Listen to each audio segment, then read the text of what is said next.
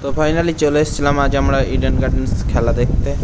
তো তোমরা দেখতে থাকো, আমরা এখন রাস্তা দিয়ে যাচ্ছি এভাবেই। সামনে আমাদের গেটটা ছিল গেট নাম্বার 10। তো আমরা গেট নাম্বার 10-এর সামনে দেখতেই পাচ্ছ এত ভিড়, লাইনে দাঁড়িয়ে পড়লাম।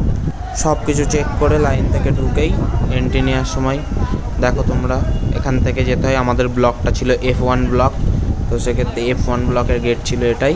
আমরা আস্তে আস্তে ঢুকছি। দেখো চারিদিকে কত রোহিত রাসেলের ফ্যানরা যাচ্ছে, বাট আমি তো CSKর ফ্যান, আমি শুধু এনজয় করতে গেছিলাম খেলাটাকে।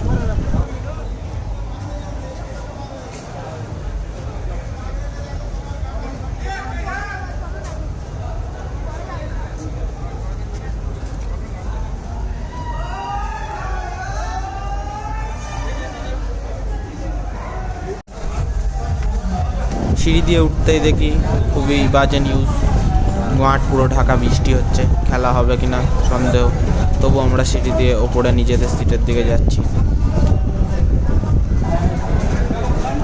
গিয়ে দেখি পুরো গ্রাউন্ডসম্যানটা সেখানে কাজ করছে। অবশেষে অনেকক্ষণ পর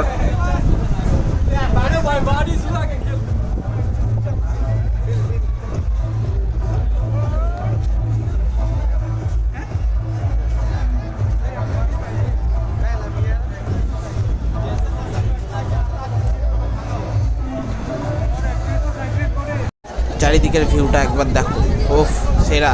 এদিকে খুশির খবর, চারিদিক থেকে কভারটা হাঁটানো হচ্ছে, খেলা খুব শীঘ্রই চালু হবে।